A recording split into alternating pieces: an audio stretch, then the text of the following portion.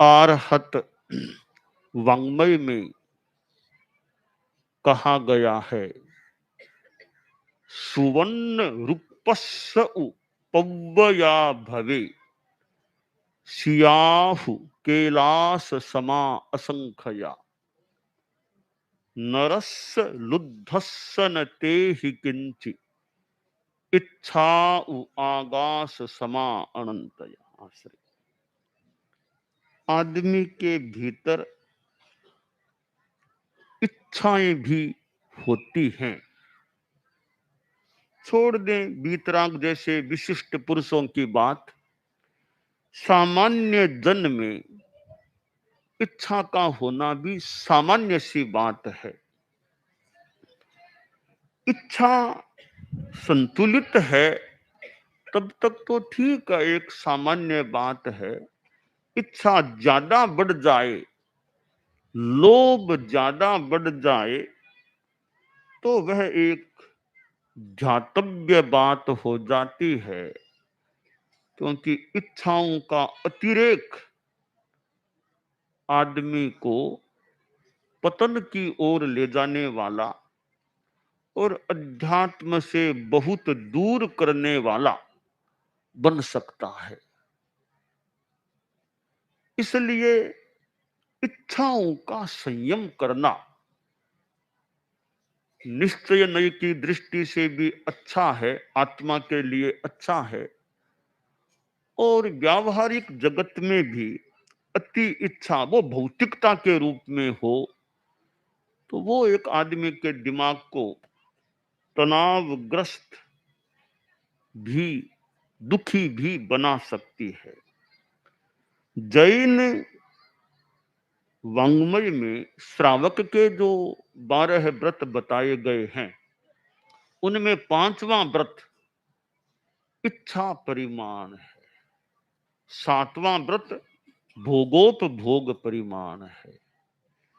कि आदमी श्रावक, ऐसे कोई भी आदमी इच्छाओं का परिसीमन करे,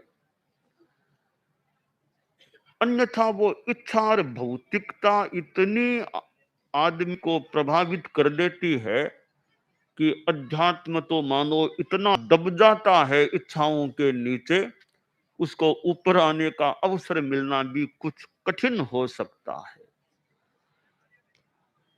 इच्छा 2 प्रकार की होती है,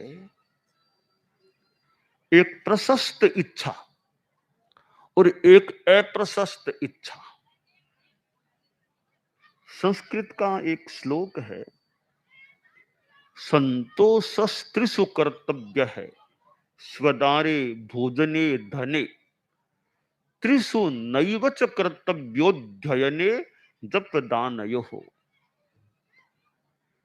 इसका तात्पर्यार्थ यह हो सकता है कि प्रशस्त इच्छा वो भले करो, जैसे कि मैं ज्ञान का विकास करूं, मैं अध्ययन का विकास करूं, मेरा श्रुत बढ़े, यह इच्छा प्रशस्त इच्छा। विद्यार्थी सोचे मैं ज्ञानवान बनूं, यह एक प्रशस्त इच्छा हो सकती है। कोई साधक सोचे मैं खूब जप का प्रयोग करूं, करो, आधा घंटा करो, घंटा करो, 2 घंटा करो, 4 घंटा करो, अजपा जप करो, अच्छा पवित्र जप करो, तो जप करने की खूब इच्छा है, यह प्रशस्त इच्छा है। कोई कहता मैं दान दूं, खूब दान दूं, साधु महाराज आ गए मैं दान दूं, सुपात्र में दान देने की इच्छा है, खूब इच्छा है कि मैं भले भूखा रह जाऊं, साधु को तो दान दे दूं, यह प्रशस्त इच्छा है। अब दूसरी तरफ हम देखें कि मैं खूब खाऊं, वो भी खा लूं, वो भी खा लूं, वो चाहिए, वो चाहिए, यह अप्रशस्त इच्छा हो गई। खाने को बढ़िया बढ़िया चाहिए, शरीर खराब होगा तो होगा, खाने को बढ़िया चाहिए, यह अप्रशस्त इच्छा है। और मुझे खूब धन चाहिए, जैसे तैसे, भले अनैतिक तरीका अपनाना पड़े, धोखाधड़ी करना पड़े, धन चाहिए, धन चाहिए, तो यह अप्रशस्त इच्छा है। तो हम कई बार ये इच्छा संयम की बात कहते हैं, तो यहाँ यह विवेचन अपेक्षित है कि अप्रशस्त इच्छाओं का तो संयम होना चाहिए। प्रशस्त इच्छा एक सीमा तक अच्छी हो सकती है। राजा है, संस्कृत में कहा गया, असंतुष्टो द्विजो नष्ट है, संतुष्टश्चापि पार्थिव है, कि द्विज है वो असंतोष में रहे, और चाहिए तो वह उसके नाश का कारण बन सकता है। और राजा है वो संतोष कर ले तो फिर राज्य का और विकास कैसे होगा। तो राजा को जल्दी सी संतोष नहीं करना, मेरे राज्य का और विकास हो, मेरी जनता का अच्छा विकास हो। तो यह इच्छा का संयम भौतिकता के संदर्भ में बात है कि इच्छाओं का संयम करो, इच्छा परिमाण करो। संत लोग आते हैं, एक धर्म की सत्संग की बात होती है तो जनता को भी एक प्रेरणा मिल सकती है। साधु है वो प्रणम्य है, शुद्ध साधु है, अरहत हैं, सिद्ध हैं, आचार्य हैं, उपाध्याय और साधु, ये तो सब प्रणम्य हैं। हम सिद्धांत की अगर तात्विक विवेचना करें और आचार्य भिक्षु आदि के संदर्भ में विवेचना करें तो साधु प्रणम्य है, परंतु वो साधु बैठा है वो चौकी प्रणम्य नहीं है। कि साधु गया वो धरती प्रणम्य भी, साधु तो प्रणम्य है पर साधु गया वो गांव की धरती सारी प्रणम्य हो गई। यह कोई स्थूल भाषा की बात जनता की, या स्थूल भाषा में तो ठीक हो सकता है कोई कह दे, पर अब सिद्धांत की आचार्य भिक्षु के मंतव्यों की गहराई में जाएं तो चेतना प्रणम्य है, व्यक्ति प्रणम्य हो सकता है, साधु प्रणम्य हो सकता है, अचेतन चीज है वो। उनकी चिंतन की थ्योरी में इर्द गिर्द देखें तो वो अचेतन तत्व प्रणम्य नहीं, चेतन तत्व प्रणम्य है।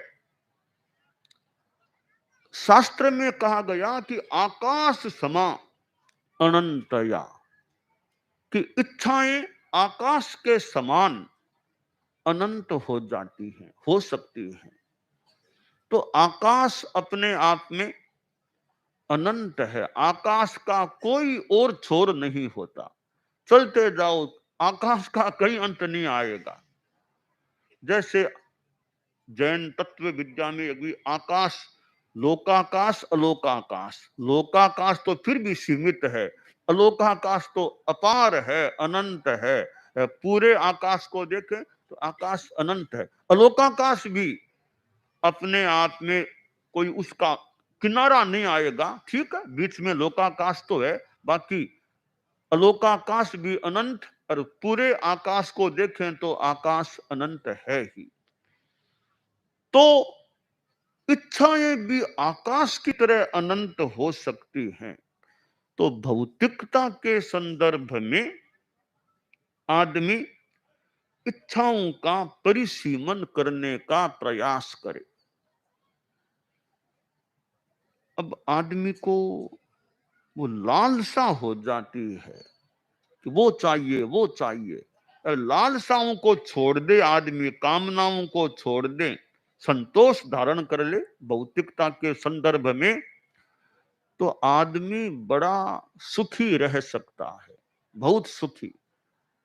वो एक बाबा था, बाबा कोई गांव में चला गया और यूं सत्संग प्रवचन करता था।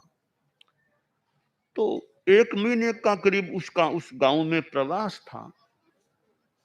तो एक छोटा लड़का था, वो भी सत्संग में काफी आगे आके बैठता था, काफी रुचि ले रहा था सुनने में। इतना ही नहीं, सत्संग पूरा हो जाने के बाद भी वह बाबा के आसपास ही बैठ जाता, घूमता रहता। बाबा ने सोचा क्या बात, और सब लोग तो जाते हैं, ये बच्चा यही बात जाता नहीं, प्राय कई देर बैठा रहता है, घूमता रहता है, आता रोज है, क्या बात। एक दिन बात बच्चे को बाबा ने बतला लिया कि बेटा क्या बात है, क्या नाम है, नाम बता दिया, कहाँ रहते हो, तो यही गांव के किनारे पर उधर रहता हूँ। और क्या पढ़ते हो? तो ना पढ़ना पढ़ना कुछ नहीं है। क्यों? कि क्या पढ़ूं मैं तो अनाथ सा बच्चा हूं। मेरे पिता भी नहीं रहे, अब माँ भी नहीं रही है। मेरा न खाने का पता न पीने का पता, कहीं कोई मांग के और के खा लेता हूँ। एक झोपड़ी में रहता हूँ बेटी। मेरी तो बहुत ही दयनीय स्थिति है, बहुत गरीब हूं। आप जैसे बाबा आए हैं, कोई दया करो कृपा करो तो कम से कम इतना गरीब तो न रहूं कि पूरा खा भी न सकूं, कुछ ठीक हो जाऊं। तो बाबा थोड़ा यूं जानकार था, कुछ मंत्रों का, कुछ प्रयोगों का, कुछ इष्ट सिद्धि भी थी। तो बाबा ने सोचा कि बच्चा है, कुछ सहयोग कर दूं तो देख लूं, थोड़ा देखूं इसकी इच्छाएं कितनी है, यह परीक्षा भी करूं। शास्त्र में है कि इच्छा आकाश के समान अनंत है, तो देखूं बच्चे में कितनी इच्छा आगे बढ़ती है। तो बाबा ने कहा मेरे पास आओ। बच्चा आ गया, तो बच्चे का हाथ अपने हाथ में बाबा ने लिया और एक पक्की पेंसिल बाबा के पास थी, एक का लिख दिया। तो जा, रोज तुमको 1 रुपया मिल जाएगा। सुबह उठोगे 1 रुपया तुम्हारे सिराने के पास रखा हुआ मिलेगा। तो ठीक है, अगले दिन देखा, सुबह उठा तो सिर के पास में 1 रुपया मिल गया। वो बाबा का इष्ट का कोई प्रयोग था। तो अब 1 रुपया उसे रोज मिल जाता। 2-4 दिन बाद फिर वो बच्चा वही बाबा के पास बैठा था। अब तो ठीक है ना, 1 रुपया रोज। हाँ बाबा, 1 रुपया रोज मिलता है, 1 रुपये से क्या हो बाबा? एक से क्या हो? 1 रुपये से तो 1-2 बार की चाय ही बहुत, और क्या मिलेगा 1 रुपये से? थोड़ी और कृपा चाहिए। तो बाबा ने कहा ला हाथ मुझे दे। वो इक्का था, उसके पास एक शून्य और लगा दिया कि जा 10 रुपये रोज के मिल जाएंगे। अब 10 का नोट रोज मिलना शुरू हो गया। फिर एक दिन पूछा बाबा ने, अब तो ठीक है, 10 भी कम पड़ते हैं, आज का जमाना, 10 से क्या होगा, थोड़ा अच्छी तरह खाना चाहिए। ला हाथ मुझे, एक और शून्य करता तुम्हें 100 मिलेंगे रोज के। 100 मिलने शुरू हो गए। फिर पूछा अब? तो नहीं, 100 तो ठीक है, 100 तो मिलने लग गए, भोजन तो होता है बाबा, अब रहने को बढ़िया मकान भी चाहिए मुझे, तो बड़ी कृपा हो तब बढ़िया मकान मिले। एक और शून्य लगाया, 1000 कर दिए। तो फिर बोला बाबा 1000 से होगा नहीं, और करूंगा, वैसा करूंगा, कार भी खरीदूंगा, वो भी खरीदूंगा, और कृपा। 10,000 कर दिए। अब तो ना ना, और थोड़ा और चाहिए, और चाहिए। 1 लाख कर दिया रोज का। अब तो ठीक है। ठीक तो ठीक ही है, मैं तो बड़ा व्यापार करूंगा, 1 लाख से क्या होगा, और ज्यादा चाहिए रकम। वो मांगता गया, मांगता गया। तो 1 लाख के बाद फिर मांग शुरू कर दी, रोज के 1 लाख मिलते हैं। फिर भी मांग और चाहिए। हाथ मुझे दे। सोचा हाँ अब तो 10 लाख होंगे। तो बाबा भी गजब का साहब, वो 1 का मिटा दिया। 1 का मिटा दिया ऋषिवर ने, 1 का मिटा दिया, केवल शून्य रहे अब कर में, केवल शून्य। तो बच्चा बोले बाबा ये क्या किया, ये क्या किया? आगे भले न बढ़ाते, 1 का क्यों हटा दिया? अब बाबा बोला तुम्हारी इच्छा इतनी, रोज का 1 लाख मिलना शुरू, फिर भी और इच्छा तुम्हारी, कहां तक इच्छा आखिर जाएगी? तो बाबा ने कहा यूं इच्छा का पार नहीं है। आवश्यकता की पूर्ति एक बात है, इच्छा की पूर्ति अलग बात है। तो तुम आवश्यकता की पूर्ति पर ध्यान दो, थोड़ा श्रम करो, पैसा क्यों नहीं मिलेगा, पर इच्छाओं को इतना मत बढ़ाओ। तो यह जो इच्छा परिमाण में कहा, तो यहां तक गया कि यावद भ्रियेत जठरम तावत सत्वम ही आश्रय देहि नाम अधिकम यो भी मन्येत सैस तेनो बद मरहति। कभी जितने से पेट भर जाए, जठरा जठर भर जाए, यानी आवश्यकताओं की पूर्ति हो जाए, उतना तो रखना मान लो एक उपयोगी है। इससे ज्यादा दो अनावश्यक संग्रह करता है, बहुत कड़ी बात कह दी कि शेष तेनो, वो आदमी तो चोर है। वध मरहती, उसकी पिटाई होनी चाहिए, वो तो चोर आदमी है।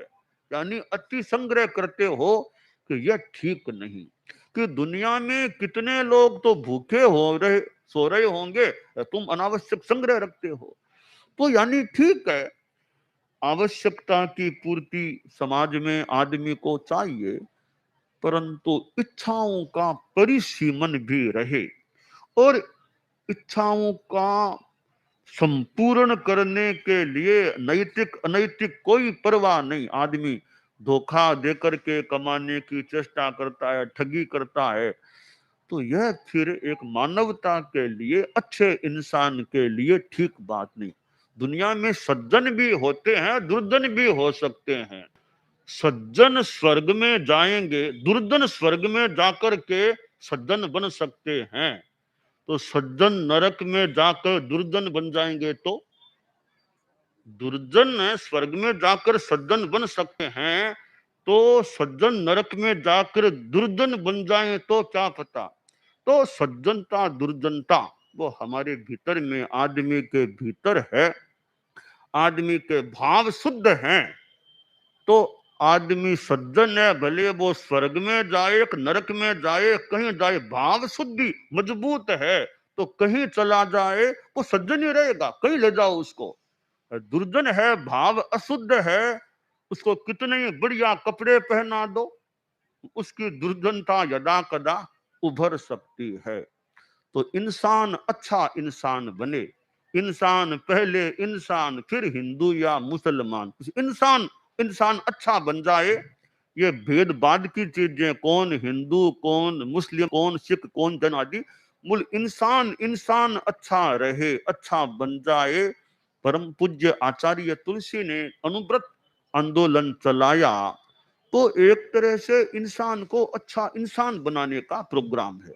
परम पूज्य आचार्य महाप्रज्ञ जी प्रेक्षा ध्यान कराते, वो एक आदमी को अध्यात्म की दिशा में आगे बढ़ाने का मानो प्रयास हो सकता है। प्रेक्षा ध्यान जैसी आध्यात्मिक भावना से प्रविधि का उपयोग हो, आदमी अध्यात्म की दिशा में आगे बढ़ सकता है। तो इंसान अच्छा इंसान बने। हम थोड़ा बाहर से भीतर की ओर भी अगर आ सके तो यह एक विशेष उपलब्धि, विशेष कार्य हो सकता है। और तो मानव जीवन है, आदमी आता है, जीवन जीता है, एक दिन चला जाता है। तो जीवन में आदमी करता क्या है? भले आप लोग गृहस्थ हैं, भले राजनीति के क्षेत्र में कार्य करें, भले समाज में रहें, भले बिजनेस करें, उद्योग करें, धंधा करें, कोई टीचर है, कोई कुछ भी है, कोई वकील है, कोई न्यायाधीश, कुछ भी है, आदमी अच्छा इंसान रहे। कि मैं टीचर बनना चाहता हूं, मैं डॉक्टर बनना, ठीक, यह भी भावना है। मान लो सेवा की भावना है, मैं डॉक्टर बन के सेवा करूं, मैं टीचर बन के सेवा करूं, मैं न्यायाधीश बन के सेवा दूं, मैं सैनिक बन के सेवा दूं, ये सेवा की भावना हो सकती है। इसके साथ अच्छा इंसान बनना भी न भूलें। मैं अच्छा इंसान भी रहूं। अच्छा इंसान हो तो अच्छी बात, अच्छा काम हो सकता है। तो यह दुर्जनता सज्जनता, आदमी दुर्जनता से दूर रहे और सज्जनता को पुष्ट रखने का प्रयास करे। तो गारहस्थ जीवन है, उसमें भी बहुत सज्जनता रखने का प्रयास किया जा सकता है। आदमी के भाव शुद्ध हो, आदमी मोरल वैल्यूज, नैतिक मूल्यों को जीवन में रखने का प्रयास करे, तो एक आदमी अच्छा जीवन जी सकता है। तो इच्छाओं का परिमाण हो तो वह भी एक सज्जनता का साधन बन सकता है।